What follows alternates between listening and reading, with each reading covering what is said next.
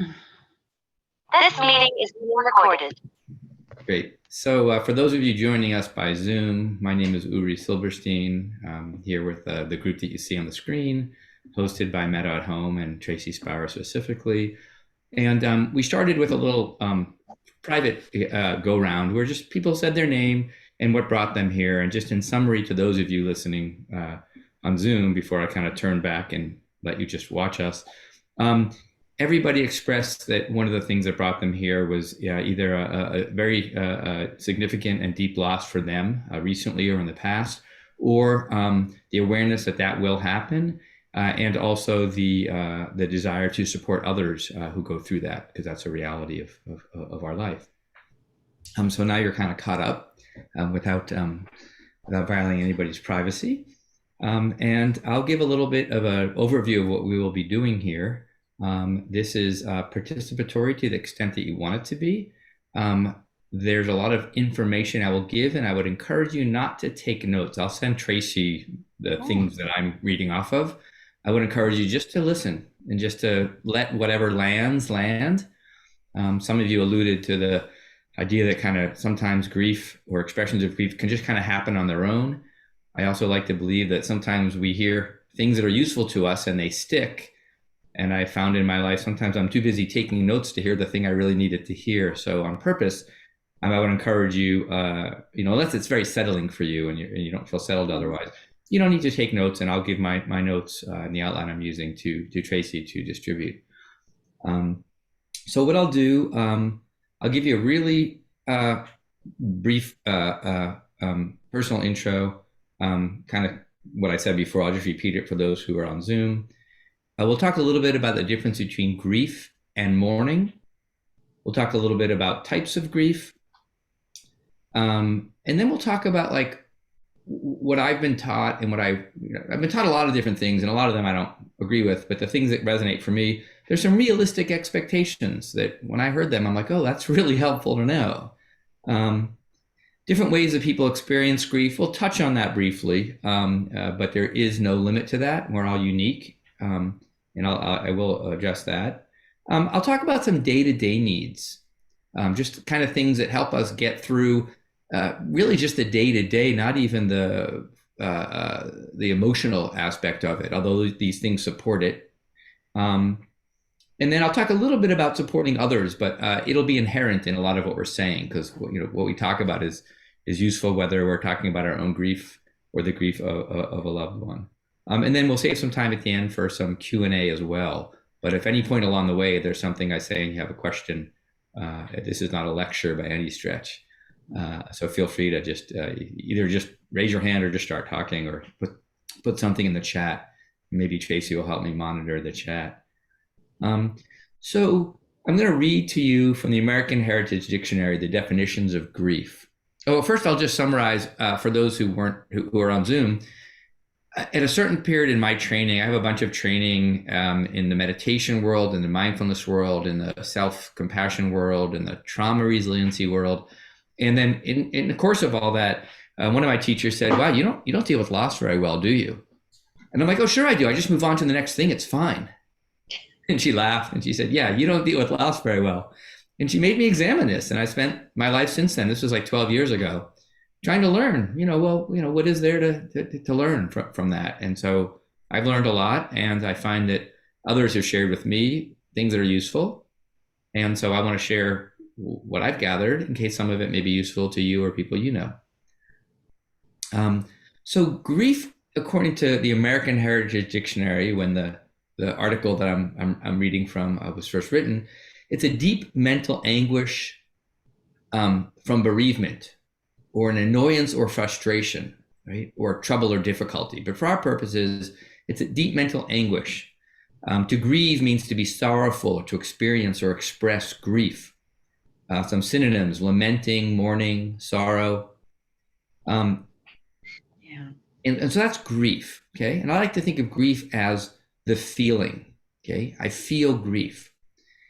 As opposed to mourning, which is the way I think about it, there's no right or wrong here, but it's really to express grief for a death or a loss.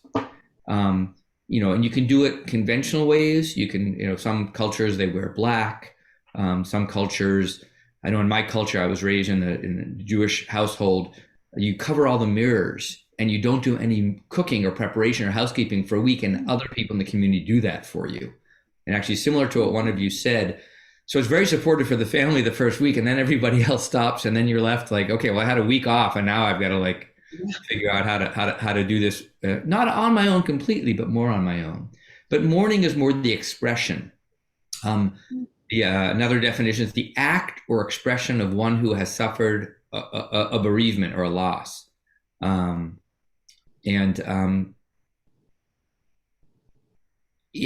I differentiate between them. I don't know that it's essential to do that, but it helps me sometimes to think, well, this is the feeling. And then sometimes there's the expression, and sometimes they're kind of mixed. Like I could be feeling really sad and I could be crying, and I don't know where the feeling and the expression begins and ends. I don't think it matters, but just to know that that's all a part of it, right?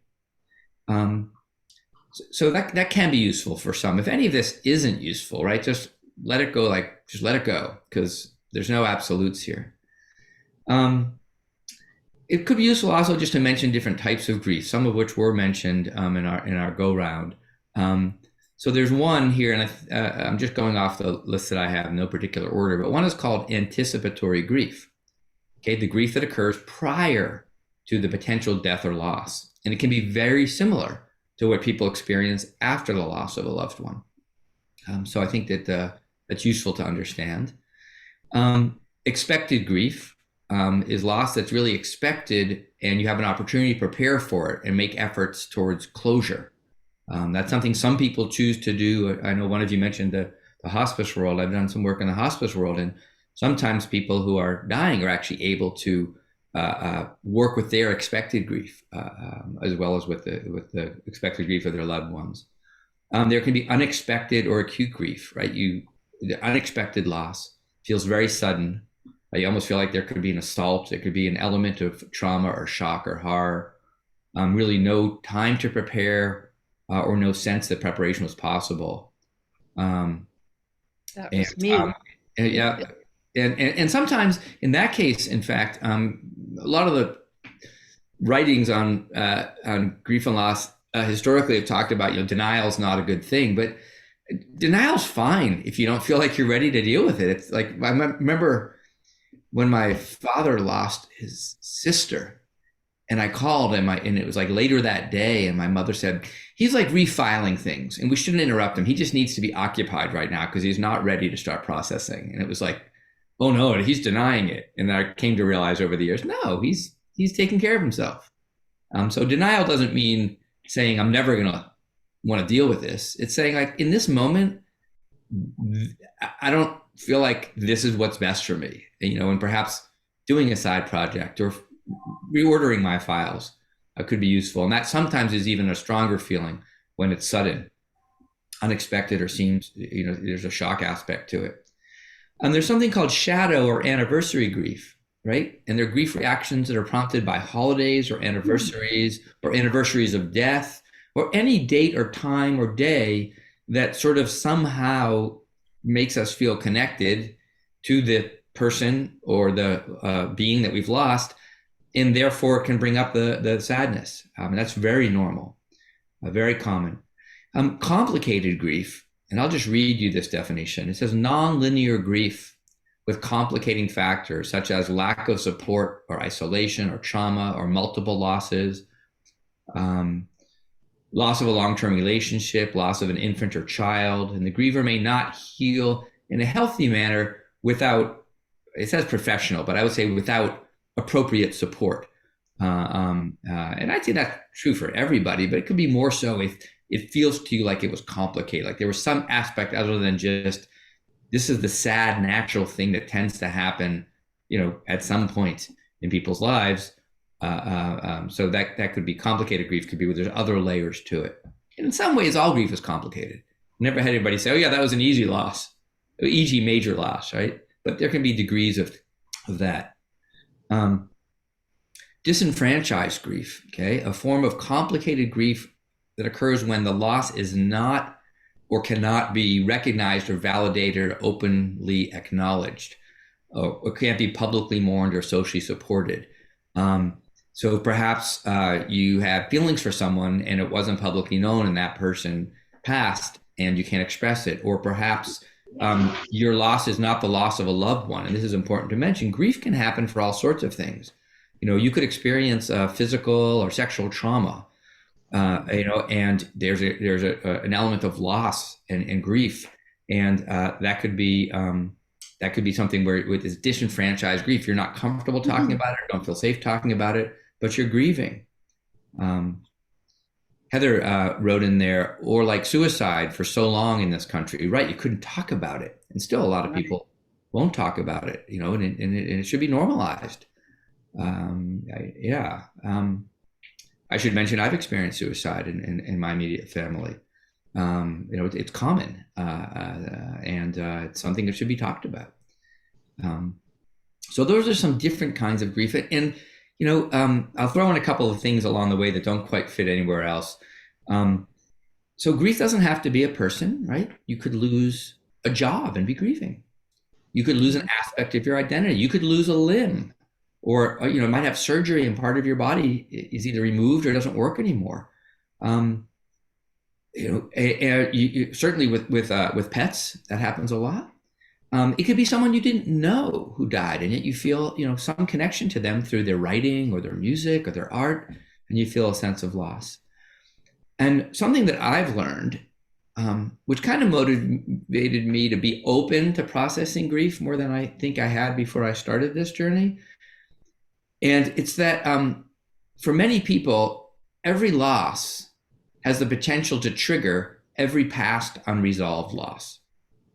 So I've talked to people who lost their neighbor's dog, died. They didn't even like the dog, but it triggered, the fact that they hadn't really ever openly or fully grieved the loss of a very close loved one from years ago. And they thought, well, this is ridiculous. Why am I so upset? I didn't even like the dog, right? But it's not about the dog. It's about tapping into that place in you that, that didn't feel like it had the capacity or the space to let that out. One of my teachers likes to say, everything that we feel is just something in us expressing itself. So I do think that grief asks to be expressed in its own time, in its own way. And it's one of those things that, and some of you alluded to this, you just have to be open to it, but there isn't, a set guidebook as to what you're supposed to be doing. And part of what I'm hoping you get from this is the idea that you're sort of navigating yourself. There are some things to keep in mind, but you're sort of your own guide. And I would encourage some of you who feel it's useful to also get support. But really you, inside you, decide what feels right. And there is no right or wrong in that process. Before I go on, let me pause, see if there's any questions about anything I've said so far, or something that came up.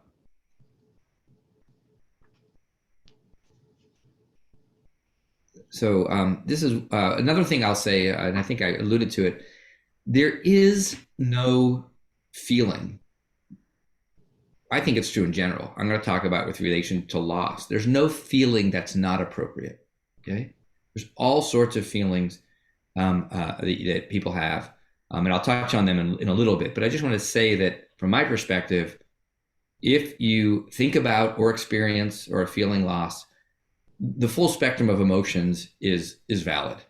And you might think that, I know people who have lost loved ones, and are conflicted between like overwhelming loss and so relieved and happy because of the conflicted relationship, So right. Just know that there is no list of what's an appropriate thing to feel and what's not. And that it's useful to just notice them all and not even feel like you have to be responsible for them. They're just coming up. They're just bubbling up. They're just expressing themselves.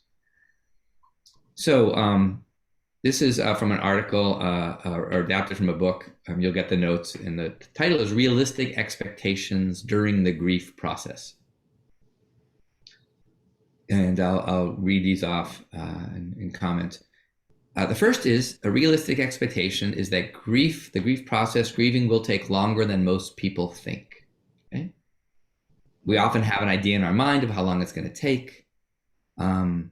for some of us, depending on what we've lost, it lasts the rest of our life. It changes as it goes, but there are certain losses we don't ever wake up and say, oh, well, I'm over that. I'll never feel sad at the fact that they're not here in the way they were. So grief it's realistic to expect that it'll take longer than most people think.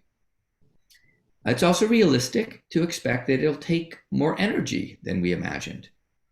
It doesn't mean we have to push. It just means we feel drained. Like, why am I tired? Sometimes I explain grief, or when I talk to people who are experiencing grief, I ask, do they have that feeling where, like, and I know for myself, where you're experiencing loss, and even when you sleep a good night, you wake up and your body's had enough sleep, but you feel exhausted. There's just something in you that's tired, that feels the way you do when you haven't gotten enough sleep. So that sometimes there's that energy it feels like it's taking a lot of energy. Another realistic expectation is that grief shows itself in all aspects of our lives. We experience it emotionally and socially and physically and spiritually. It expresses itself, and we feel it in different ways. And that's a realistic thing to expect. And some of us may not experience it that way, but it's certainly within the realm of normal if you do. The next one is that grief is not only for the actual person or being that's lost. It's also for the hopes, the dreams, the unfulfilled experiences, the unfulfilled expectations, the unmet needs, right? There are things that aren't going to happen now. And it's not just about that person not being there. It's that other need that I had for this person and I to work something out that we weren't able to work out. So I'm grieving for that lost opportunity as well. Grief can involve many changes, right? And can develop continually. It may look very different at one time than another. This alludes to what I said before. New losses bring up grief from the past and often can create kind of a bunch of feelings all at once that don't even seem appropriate.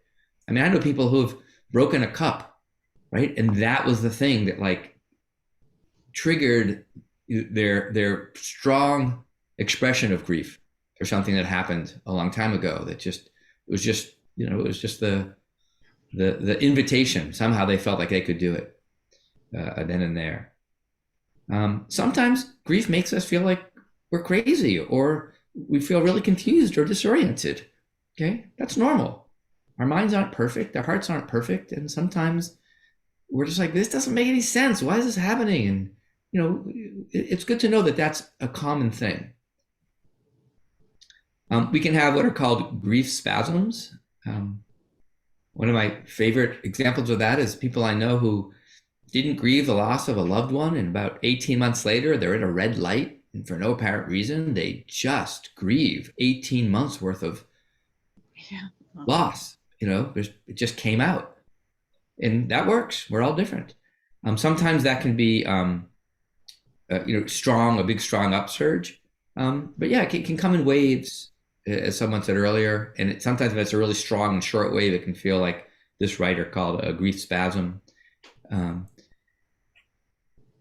This one talks about realistic expectations, the holiday and important dates aspect. It can be very useful if you know an important date's coming up to reach out to friends or family and say, think this might be someone said this might be a hard day for me. So in case it is, can I have you on standby just to call and say, I just want you to know I'm having a hard day. That can be useful to do. Or even just to expect it yourself. Maybe give yourself a little bit wider permission than normal. Some of you alluded to this as well. Several of you. Society has unrealistic expectations about grief and the mourning process. And so that means that well-meaning people may respond inappropriately. I know one of you alluded to being that person. I've been that person many times. We do our best, right? It's not uncommon when we're grieving that someone comes to offer us support. They don't know what to do. And it becomes clear to us that they're actually having a harder time in this moment than we are. It happens with major illnesses too. I have quite a few people I've worked with who've had cancer. who went through the period where they realized that like they had to stop seeing certain people who really needed more support than them. And it's not always the case at all, but sometimes that'll happen. And so know that, what you might hear about grief from a societal perspective or an individual's perspective may not be what you need and may not be accurate. Family members can't always provide the support one expects, and their grief process may be very different, right? Everybody has a different relationship to someone. And so when they die, our experience of grief may be very different. So it's important to let each person have their own experience. And then finally, realistic expectations are that sometimes people have enough social support to help them, but more often people benefit from reaching out for support, letting others know what you need, and actively building a network that might help you through that process and help you kind of grow through it. The fan on my computer just started going, so if you aren't able to hear me as well, let me know and I'll try to adjust it. You guys hear a background noise? A little, but not bad. Okay, you can still hear me. The other thing I'll say too, I remember at one point when I was learning to do grief support group stuff, they were saying that people who have experienced a very close loss, an immediate family member, it's almost always recommended don't start a grief support group for 6 months. It's fine to reach out for support, but give yourself 6 months. These are my words, not theirs. Give yourself 6 months to just kind of not be okay with it and not feel like you got to fix yourself and make it better. Let yourself not be okay. It doesn't mean you shouldn't come to something like this or shouldn't reach out to friends. And I'll talk a little bit about that too. And it may not be true for everybody. But I know Tracy alluded to it earlier, we want to help somebody. We want to try to fix them. And sometimes they just need us to be there, right? Just hold the space for them. And sometimes we need that from ourselves.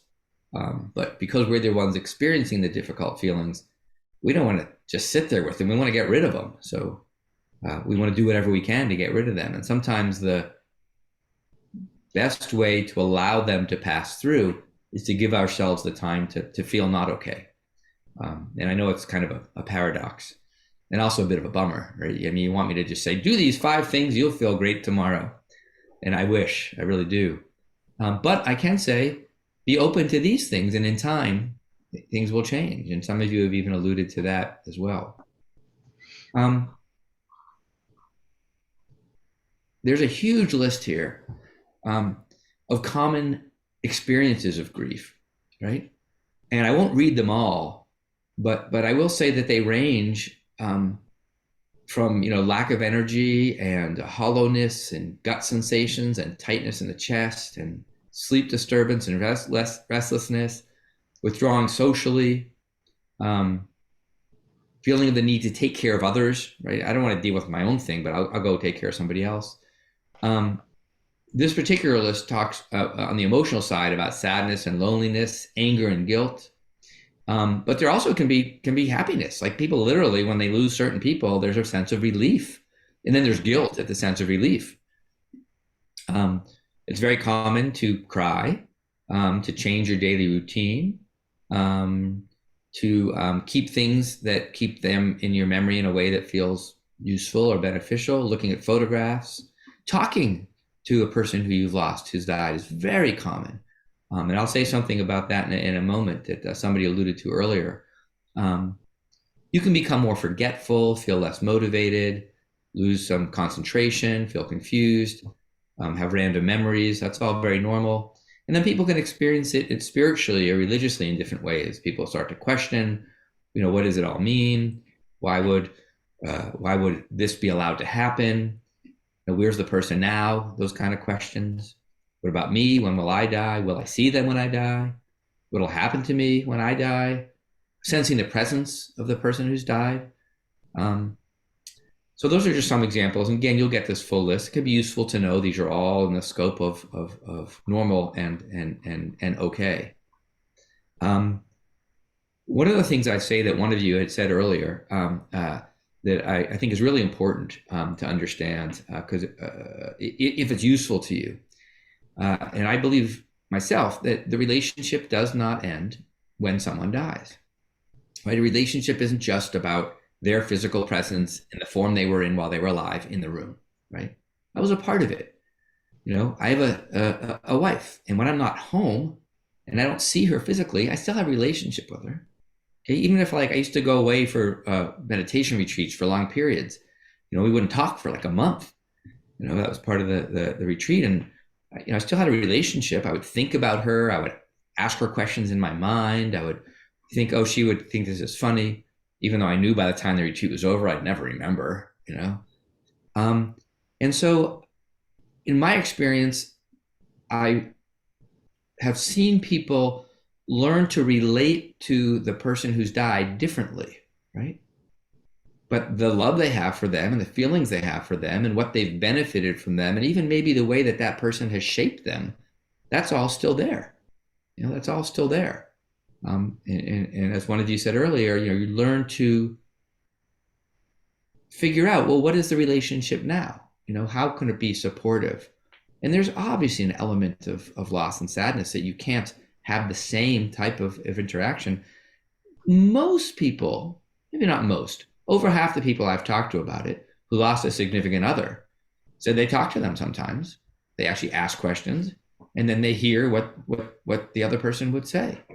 And I don't need to know how much of that is actually that person's presence or their impact on me and how I've integrated into it. It doesn't matter. Like, you're having a relationship. And I think it's useful to appreciate that. And some people, depending on the relationship, they're happy for certain parts of your relationship to be gone, and so it's okay not to want that to continue and to let that go. So let me pause there again. So again, you'll get a handout with these. I'll get them to Tracy and she'll distribute them. Any questions, thoughts, comments in general, or whatever you care to at all? It would be useful to know or to reflect on. Well, I seem to be getting a lot of platitudes that we live in a small area, and the stigma, I've got the double whammy of mental illness plus suicide. So I'm getting a lot of, comments that are hurt me, like a comment like, well, a mother should never have to bury her son. Well, that was a reality for me. I had to do that. I had to pay the cremation bill. Yeah. So why do they say that? And why do I get angry and hurt for such a, I don't know. How do I deal with the stigma? And do I ignore the person, walk away, or so, So my first question would be, like, if you were advising a friend, right? So let's say you had another friend named Linda, and Linda said to you, God, people like coming up to me and saying, oh, a mother should never have to bury her son after she lost a son, in a similar way to you. She goes, and it drives me nuts. I don't know what to do.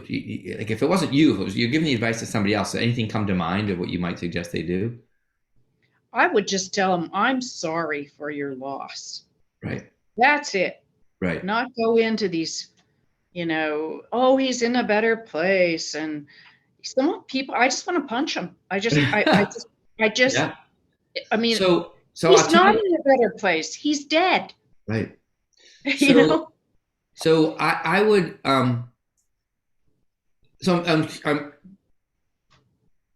I'm curious, I guess, if your friend was in your shoes and said other people were coming to me and saying these things that just aren't helpful, do you have any idea what I should do in those situations? If it wasn't you, do you have a sense of what you'd advise somebody else to do?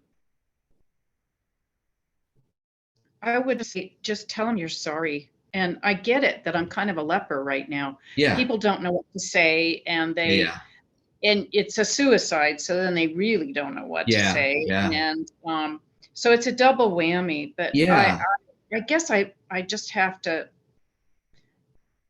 there always seem to be in a bank, someone will ask me about it, or if I'm in the meat aisle at Hank's, Yeah. or it's just like, why are you asking? I'm in pumping gas, Right. and I even had it. So I'll tell you my speculation, right? And I certainly I can't read their mind, but oftentimes they're trying to resolve their own discomfort around it. Right. And they're so Right. stuck in their own discomfort around it that they can't really get to the place where they can like feel into how you're doing. So Mhm. they're saying things and asking things that somehow can help them make sense out of the senseless, right? Correct. And they're not even in a Correct. space to be like, it would take a bigger leap to be like, oh, well, I can see this is hard for me. I can't imagine what that's like for Karen, and I do. I think, a side note, right? Say, hey, I can't imagine what you're going through. I just want you to know that I'm sorry for what you're going through. That's all they have to say is I I'm know. Yeah. sorry. But they make it so, Yeah. and I just have to, it'll pass. I It will know pass. people will Yeah. stop asking, and Yeah. it'll be fine. Yeah. But I just have to get through this phase. And it's fine to be angry. Yeah. It's fine to be angry. I mean, you could even think, you may not want to say it all the time, but you could think what you would say if like you didn't care how they responded. What I really want to say to them is blah, blah, blah, blah, blah, blah, blah, and it's fine to just get in touch with that. And you can say, it's also fine to cut off the conversation. Say, hey, I appreciate you, you asking, it's not really something I feel like I can talk about right now. Yeah, especially at an inappropriate location. Yeah. At a bank, you're in you're in line at a bank, or you don't really, I'm reminded of it because it's a small area. Yeah. If I was in a major city, I could go to any bank and not have a problem with that. Yeah. But that's one of the good things about a small town. Yes, but also People challenging. It's Yeah. challenging, but it's also really neat Yeah. that people care. Yeah. Even if they don't always know how to express it in a way that's supportive. Respond, right. Heather chimed in too. Oh, I'm sorry, Karen. What was that? Oh, no. Oh, sorry. I've always had this thought of like, maybe you could write this article, Uri, putting an article in the paper, just trying to build community awareness, things not to say, to people who are grieving, or Right. just like building awareness about it. Yep. Yeah. Anyway. And it's interesting too. I'll share this because I know people who, when I've said, I'm really sorry for your loss, they said, that's the last thing I want to hear. You didn't do it. You didn't cause it. Why are you sorry? So we're all different, right? Like for me, I could feel their heartfeltness if they said that to me. And Karen, you were saying you could too. You just never know.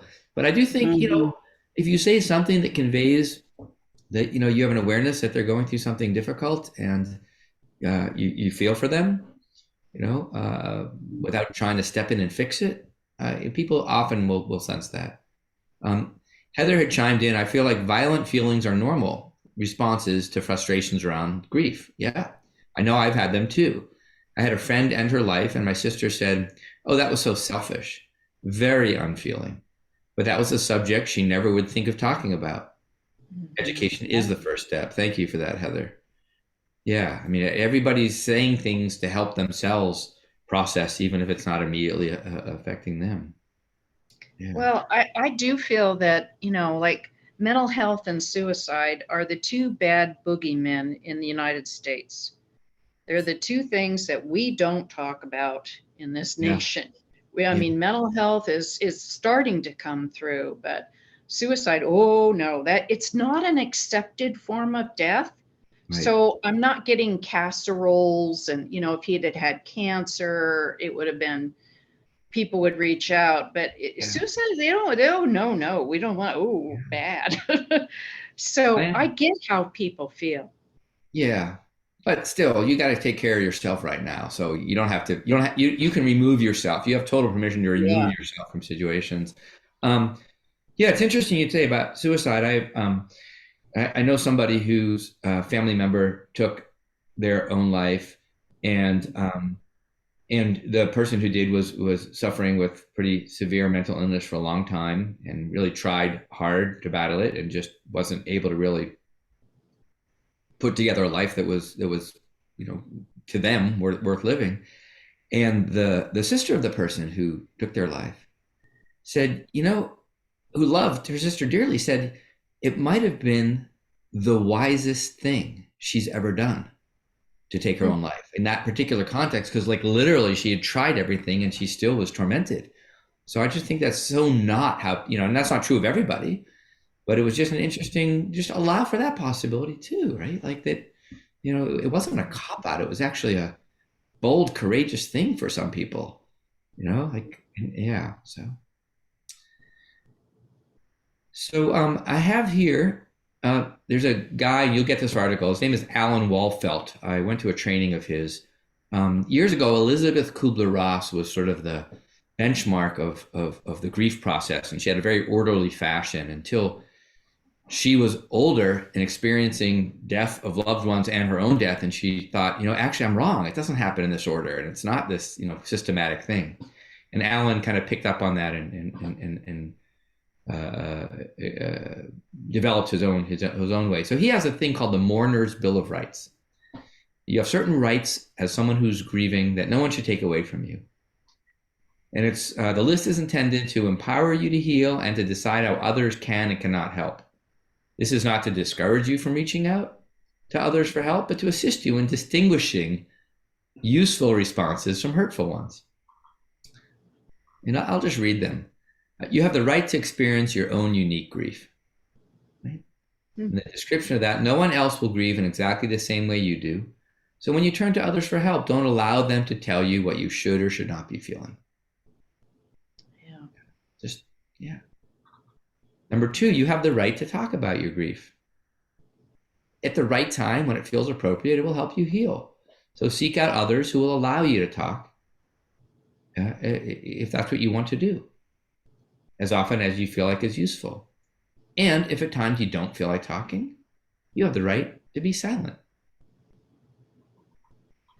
Number 3, you have the right to feel a multitude of emotions. Confusion, disorientation, fear, guilt, and relief are just a few of the things you might feel as part of the grief journey. Others may try to tell you that feeling angry, for example, is wrong.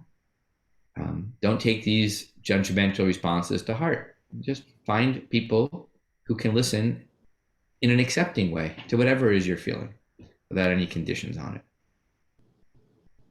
Number 4, you have the right to be tolerant of your physical and emotional limits. Okay, your feeling of loss and sadness will probably leave you feeling fatigued. So respect that. Respect what your body and your mind is telling you. Get daily rest, eat balanced meals. Don't allow others to push you into doing things that you don't feel ready to do. And I've had people say, oh, you should come on this trip with us, 2 weeks after a loss of a loved one. And the person knew I would have no interest in going and being in a small group in a foreign country for 10 days while I'm going through what I'm going through. That's not what I need. Number 5, you have the right to experience bursts of grief. He calls them grief bursts. They may overcome you. They can come out of nowhere. They can be frightening, but it's normal and natural. Right? And if it feels like it's helpful, find someone who understands and will let you talk it out. Number 6, you have the right to make use of ritual. Okay, so for some people, ritual is supportive, and if it is, you should use that. Funeral ritual can be very useful, or some kind of a memorial ritual can be very useful for some. It can give you a sense of support if other people come. It's also, most importantly, a way for the person who's grieving, the primary person, to mourn. And if other people tell you that funerals or other healing rituals such as these are silly or unnecessary, don't listen, just trust your own instinct. Because for some, they can be quite healing, and for some, they're not. But you have the right, according to Dr. Walfelt, to make use of ritual. Number 7, you have the right to embrace your spirituality. So if faith or spirituality is part of your life, and it seems appropriate to you, express it.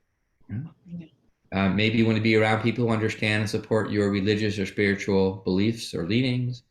Maybe if you believe in God and you're angry at God, you find someone to talk to about that who won't say, you can't do that. There's all sorts of ways. Some people find, their spirituality is really just being in nature and just going out and being in nature. It could be extremely spiritual. It could be a ritual. Related to that, number 8, you have the right to search for meaning. You might be asking questions. Why did they die? Why this way? Why now? Why at all? And some may have answers and some may not.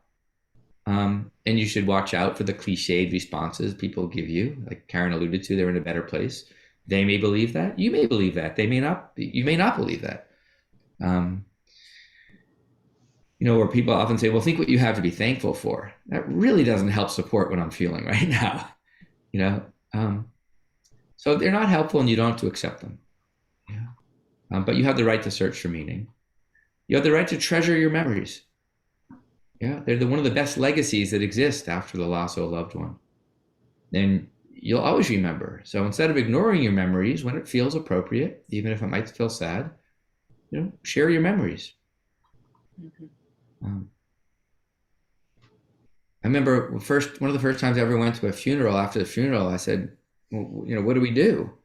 And in my culture, you go back to the house, you eat, and you tell stories about the person. I was like, I don't know, in 6th grade or something. Mhm.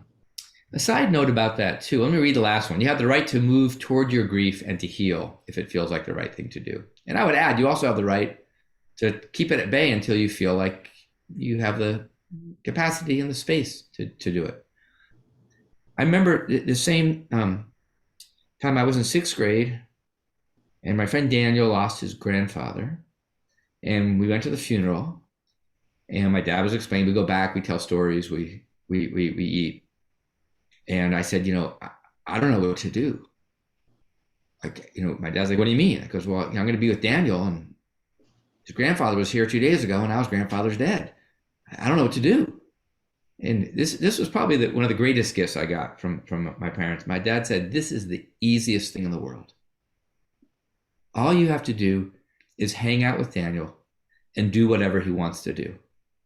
If he wants to sit there and do nothing, sit there and do nothing. If he wants to play backgammon, play backgammon. If he wants to go outside and throw a football, throw a football. If he wants to watch TV. If he wants to talk about his grandpa, right? If he wants to be alone, whatever he wants to do, that's all you have to do. And that really stuck with me. It stuck with me. And I think the opening line is the easiest thing to do because he took it out of my what do I do to make myself feel okay? It made it about my job is just to be with him. Right. I'm going to check my notes here just because there were some things that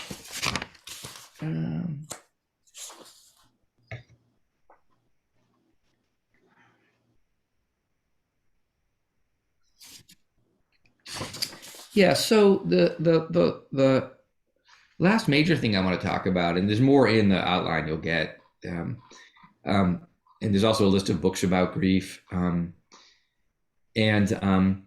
is one of the first things I learned when I was doing grief support, especially if I meet with somebody who's lost somebody in the last few months, I tell them, look, I don't want to encourage you to go to a support group. I want to encourage you to have space.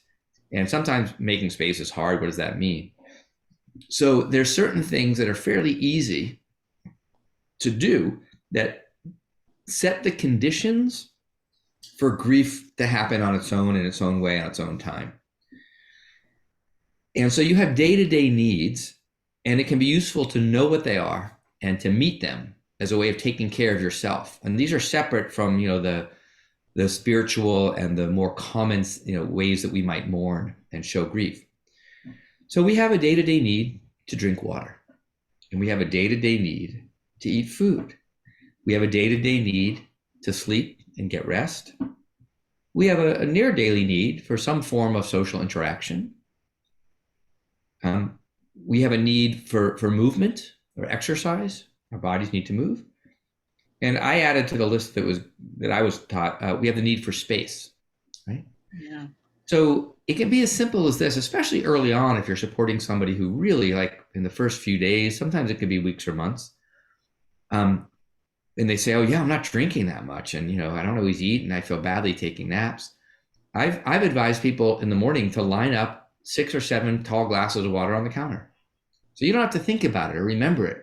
Just during the day when you're walking by, look and see, oh, how many are there? I haven't had very many. It's noon. I probably should have another glass of water. Right? So set yourself up to like do that for yourself without having to track it.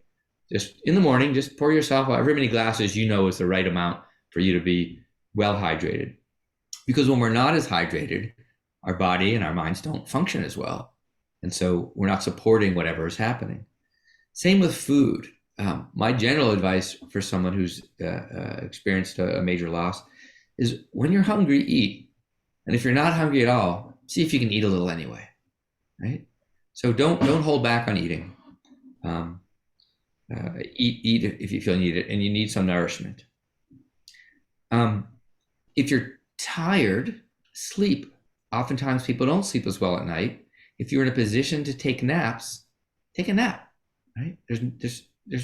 Our system processes things when we're sleeping, and sometimes a short nap can just feel like the right thing to do. Our system just wants to shut down a little bit. We can't be wide open all the time.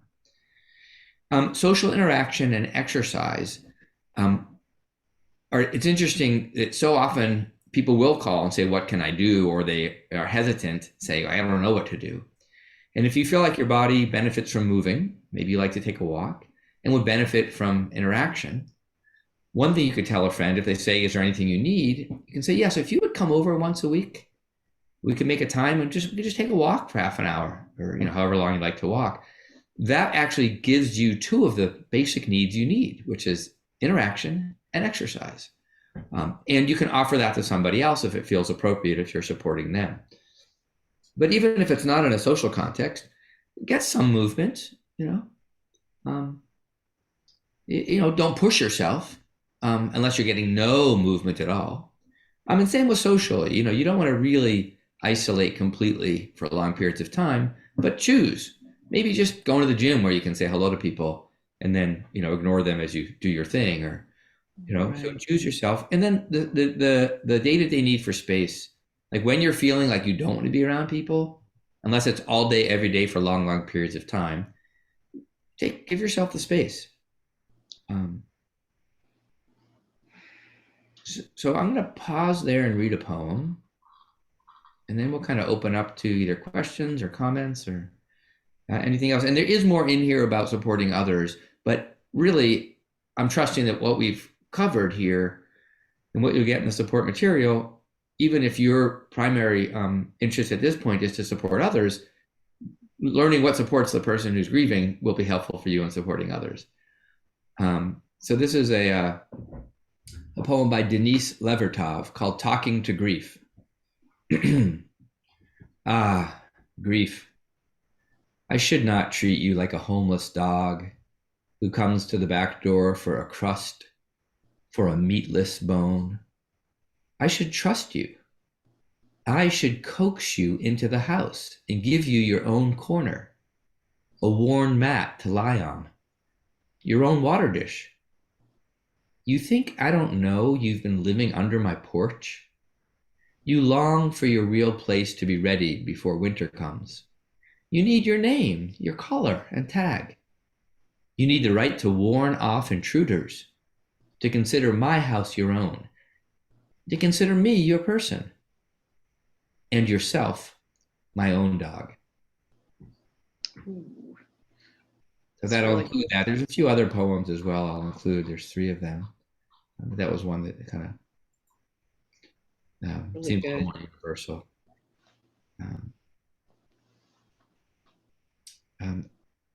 The one note I would say to make, I'll try to remember to do it, is related to the fact that sort of in no way to try to say that, grief is fun or enjoyable. But for many people, learning to experience loss and one of the things that happens over time is that we learn to be kinder to ourselves and kinder to others, and we see kindness more clearly. And so there is a poem by a woman named Naomi Shihab Nye, and we'll put this in the follow-up. She has a poem called Kindness, in which she basically says that in order to experience kindness, as much kindness as there is in the world, and to see it all over the place, we have to experience sorrow, because it's the thing that allows us to really feel the kindness.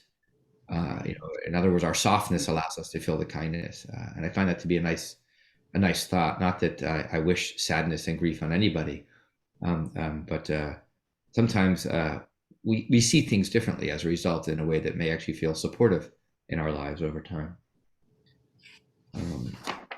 So I guess what I'd like to do now, kind of open it up. If there's anybody who hasn't said anything, who would like to ask a question or make a comment, maybe we'll start there and then open it more broadly. It could be about something I said. It could be a question. It could just be a comment, anything at all. So feel free just to unmute and speak if you feel like it.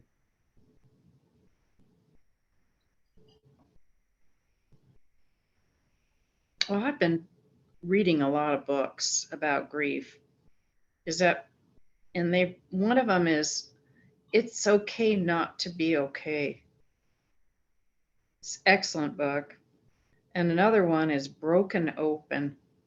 I don't know if you've read that one. No. It's an old book, but it's excellent, because that's how I feel. Broken open. Yeah. But a good way. Yeah. A good open. It's kind of been transforming. Yeah. And another thing that I read that I really like is Grief is Love with Nowhere to Go. Oh, yeah.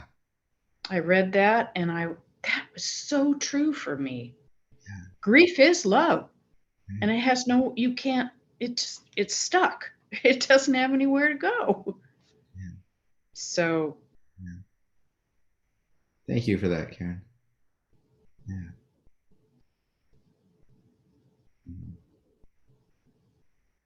And then some chat in there too. Sue, is there more to say about current or new grief triggering the well of old griefs? And then also to Karen, these are great insights. Thanks. So Sue was asking, is there more to say about current or new grief triggering the well of old griefs? The thing that comes to mind, and if this may or may not address what you're asking about, is for myself, when a new grief triggers an old grief, and even a small grief feels like I'm having this huge response to something that's just not that big a deal. I try to just treat it with respect, right? Like, so if I see a bird that froze to death outside, and normally, I'd be sad, but I wouldn't be overwhelmed, and I get overwhelmed. I try to remember that this isn't just my feeling of loss for this bird. This is something in me around the topic of loss. I sort of generalize it, that just needs to be allowed to have space to come out. So I'll let myself cry, or I'll let myself feel sad, or do something. I might, depending on the time of year, I might do something with the bird to sort of feel like I'm being respectful. So in terms of the small ones, triggering the big ones, the nice thing about that is we can make space and allow for the expression of the major losses by how we tend to the small ones as well, right? So if a small one comes along and we're able to be present for it, many people also experience, wow, well, it sort of lightened the heaviness. I still feel the loss, but there's a little lightening that can happen. So I would tend to them with respect and not minimize them as less significant or less important, because they're connected. And, I don't really know fully how the whole mind, heart, body system works, but I do know that caring for one small part of it oftentimes is supportive to other parts of it. So I don't know if that helps to explain that further, Sue. Feel free to chat again if you have a follow-up or want to go a different direction with that. How about dreams? I've been having dreams of my son. Yeah. Is that pretty common? And some of them are almost like a haunting, it's like, is this my mind when I'm sleeping, or is it a pretty common reaction to grief? Is dreaming about the person and So I think it's very common. I think that back to the, whatever we experience is our yeah. system saying this is how I process it. I'm not a dream expert, but and this doesn't relate specifically to grief, but I'll tell you a brief experience I had. I was on an extended meditation retreat, and about a week or two into it, I started having like horrific nightmares, like more like worse than I've ever had. Where like I was looking to kill somebody and they were looking to kill me, and like, I was just doing things or anticipating doing things that Yeah. just weren't part of my dreams before. And you meet with a teacher every couple of days, but you can kind of pull one aside if you're having a crisis or think you are. So I pulled him aside and he said, what's going on? I said, I'm having these horrible, horrible nightmares like none I've ever had. And he goes, wonderful. I was like, you're not hearing me. Like, I'm not feeling good about this. Why wonderful?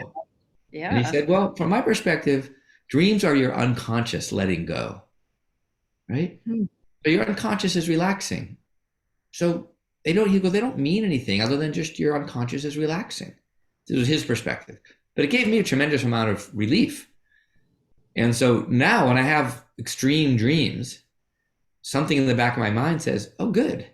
Like something's kind of bubbling and dissipating. Release and releasing. Yes. Yeah. Yeah. So I don't put a lot of, like, I don't hold myself accountable. Like, I don't really think I wanted to kill somebody. And I don't think I was really afraid that they wanted to kill me. But there was something in there that just needed to be seen or experienced. Yeah. Interesting. Yeah. Interesting. Yeah. Yeah. And sometimes it can still be bothersome, and that's okay too. Yeah. Yeah. I think I've had every emotion that you mentioned on that list. Yeah. But I do feel like Broken Open was the name of that book that I read, but it talks about it's a different strength. I mean, it's like I don't care about little things anymore. Little things used to bother me. I don't care. I don't care. It's like a little bit of my personality has changed from this intense grief experience. And I think it's great that you're noticing that. And I would just encourage each of you to just stay wide open to, like, Yeah, what comes. Yeah, because it is transformative, and it can be transformative, and it can be transformative in different ways. And relief. A relief. Yeah. Definitely a relief. Yeah. Yeah. There's a story I heard when I was younger. It's told a lot in some meditation and mindfulness circles. It goes something like this. There's a young student in the seminary, and they see a sign on the wall, and it says, "Yeah, here we learn to place the teachings on our heart." And the student says to you can put in whatever spiritual leader you want, but says to I think in this case it was a rabbi, because it came out of the Talmud. So the student says to the rabbi, there's a typo on that thing on the wall. Like, there is? Yeah, it says, here we place the teachings on your heart. You meant to say in your heart. And the rabbi goes, no, we didn't. We place them on your heart so that the next time your heart breaks, they'll fall in. This idea that when our hearts break is when we're most open, and when certain things impact us the most, they make sense. So Absolutely. Yeah. Thank you for that. You're welcome. Anybody else have a thought or a comment, or tell me something I said just didn't land well, which is fine too. I didn't write all this.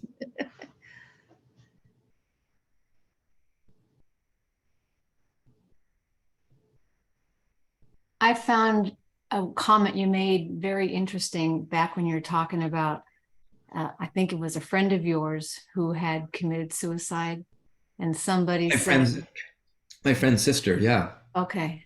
And somebody said to you, that was, tell me again, what exactly you said? So I have a friend who's there were three sisters, right? And I know one of them well, and then one of them took her own life, and then the third one, in just talking about it, said, I think, who knew the one who died really, really well, and worked with her through the whole struggle over 40 years to try to make her mental illness manageable, said, in all honesty, that might have been the smartest thing she ever did, like the wisest thing she ever did. Like this, she said it might have been the sanest thing she ever did. That's what she said. And she actually said it out loud. Oh, yeah. Yeah. To me and the other sister. Yeah. Right. How did you guys take that? We were like, you actually may be right. Like, because we saw this woman, tormented for years. Yeah. Yeah. Yeah. It was kind of a powerful thing to say. Yeah. Yeah. Well, because people always talk about it being like a selfish thing to do. And it is a very, very hurtful thing to do. I can't even imagine. But to say that, it's like, it is mind blowing for that to be okay to say too. Yeah. Yeah. It made a huge impact on me at the time. I was like, oh my God, like never would have thought of that. And you absolutely may be right. Like, we don't know. Yeah. Yeah. Yeah. For that person in that case, right? And at the same time, you can feel a tremendous sense of anger and loss. It can be all of it. Yeah. Yeah. And each death is different. Each suicide is different. Each loss of a loved one, those of us who are alive, I mean, each one's different, and there's no absolute about it. Right. Except that there's no absolute. And I think if there's one thing that to me is the thing I'd love for everybody to take away is there is no set process, and trust yourself to explore what's the right process for you, and give yourself a lot of time and space to let that kind of manifest however you think it might. And like anything, like times you'll think you're doing it wrong or it's not going well, and other times you'll feel like, okay, I'm just doing what I can do. Yeah. It's a great way to lose weight. For some people, or for some people it's the opposite, right? I lost 7 pounds. Boom, gone. Bam. Yeah. I laugh about it because it was like neat. Yeah. For almost 2 weeks, I didn't eat. Yeah. But, like you said, some people eat a lot. Yeah. It's like, we're also different. at least I don't drink, so that's good. I didn't numb it that way, but yeah, it's a very strange thing. It is very strange. A whole host of emotions.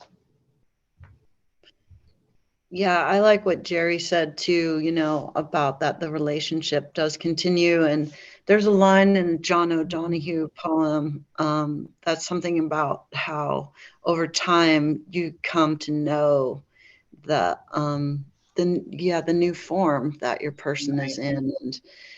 And I'm 5 years out on, one loss. Joe is almost 2 years. And it's really true. Like within our whole family, everybody, it's taken a long time, but all of us are having this feeling and experience of being so close.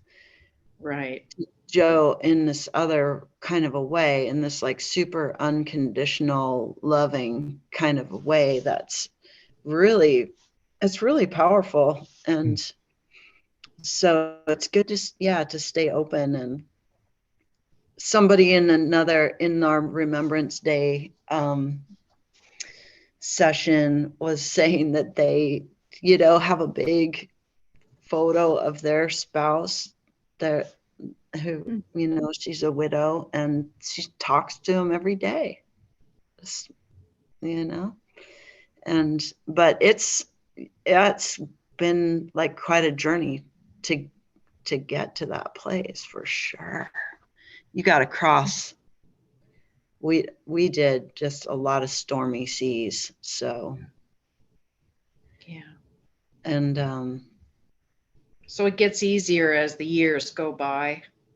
It has for us. We've gone through a lot, you know, my kids were so young, and so that's complicated, right? And we went through a Yes. lot of different things at once, and so it was very complicated. And yeah, and like Uri said, every person is different, every situation is different, and so it's just all completely unique.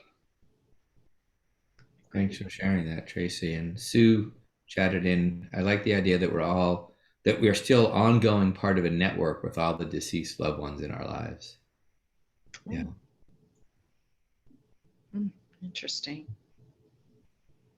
Yeah, John O'Donohue, you know, I mean, he's an Irish poet, and he was trained to be a priest and then left the priesthood. So, but he's got that like Irish kind of spirituality that's very elemental, and the Irish are such an interesting culture. But he said that you just, you know, yeah, that question that you were saying, Uri, it's natural to think like, what does happen? You know, I mean, maybe we have ideas on that or we don't, but he said the beautiful thing like that. When you die, you'll be amazed at the amount of love that's just been like surrounding you through your human time.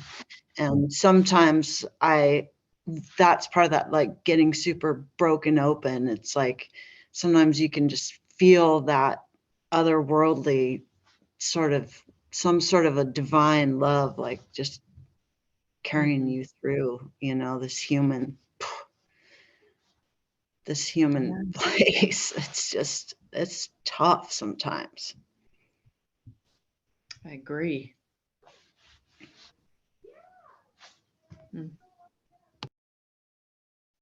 And Carol, anything you care to share? No pressure. Just want to make sure you know their space if you care to say anything. Or...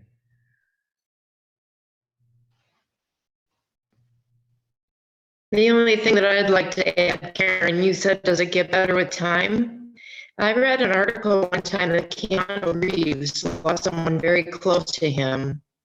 And after the loss, he said, you know, it never really goes away. It just changes. Yeah. It becomes part of you. It Right. becomes part of your existence.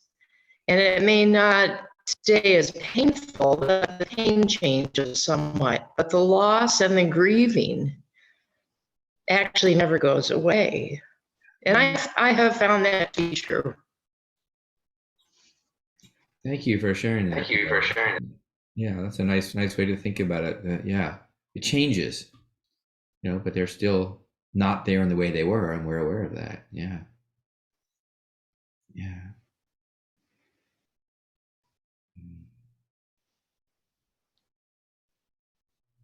So I think I will pull up that Naomi Shihab Nye poem. See if I can get it there without losing all of you. And so the backstory to this is that she and her partner or husband were traveling somewhere in Central or South America, and the bus got held up by thieves. And if I have it correct, they shot one of the people on the bus, and then they left them there, and the bus wasn't operable. Like maybe they had disengaged something, and her husband went off, and then they left the robbers, the murder, and their husband went off to go get help. And she sat there with all the other people on the bus on the side of the street, and she pulled out a piece of paper and she wrote this poem. Kindness by Naomi Shihab Nye. Before you know what kindness really is, you must lose things. Feel the future dissolve in a moment like salt in a weakened broth. What you held in your hand, what you counted and carefully saved, all this must go. so you know how desolate the landscape can be between the regions of kindness. How you ride and ride thinking the bus will never stop. The passengers eating maize and chicken will stare out the window forever.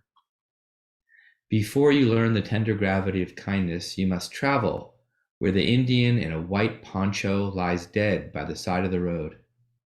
You must see how this could be you, how he too was someone who journeyed through the night with plans and the simple breath that kept him alive. Before you know kindness as the deepest thing inside, you must know sorrow as the other deepest thing. You must wake up with sorrow. You must speak to it till your voice catches the thread of all sorrows and you see the sides of the cloth. Then it is only kindness that makes sense anymore. Only kindness that ties your shoes and sends you out into the day to gaze at the bread. And only kindness that raises its head from the crowd of the world to say, "It is I you have been looking for," and then goes with you everywhere like a shadow or friend. Wow. So in no way am I trying to say it's a good thing to experience loss. It stinks. But also there can be an aspect of it that is supportive in time. I have a guy I know who lost like 4 or 5 close friends. And when he lost the 4th, actually he was in a band and there were 5 band members, and first one died, then a couple years later another, then a couple years later another, and then finally the 4th one died. So he was the only surviving band member. I think he was like in his 30s at the time. And he was sitting in a bar, and the last person had died within the last week or two, and he was not okay about it. And I remember walking up to him and saying, I'm not going to ask how it's going. I'm just going to say hello. And he goes, "Well, I'm going to tell you." He goes, "It sucks." And I remember looking at him and saying, it's supposed to suck.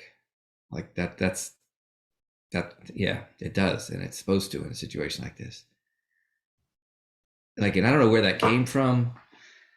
And I could just see the relief on his face, back to what you were talking about, earlier, Karen, like, just to acknowledge, yeah, this it stinks. And I can't do anything to make it not stink, but I can let you know, I know it stinks and I'm sorry it stinks, and I feel for you. Yeah. And we can offer that to ourselves too. We can offer that to ourselves. I can say to ourselves, this is hard and I wish it wasn't hard. And there's nothing I can do in this moment to not make it hard, except to acknowledge this is hard and it will change over time. But right now it's hard. Yeah. Well, I really appreciate each of you joining us, and those of you who watch by Zoom. I hope that there's something of benefit to you, and especially grateful for Meadow at Home for encouraging this and putting this together. Yeah, thank you so much, Uri. And we'll definitely be, passing on the notes and the Mourner's Bill of Rights to the larger community. And I do think that expressing some of this in the paper, or just educating our community, is always a helpful thing, because there's a lot of loss in the world, all different kinds, as you said. So thank you so much, everyone, for being here. And Thank you. Thank you very much. Very interesting. Thanks everybody. I'll turn. Casey, do you want to stick around for a quick sec and check in? Yeah, I'm going to turn the recording off. Cool, great. Thanks, Sue.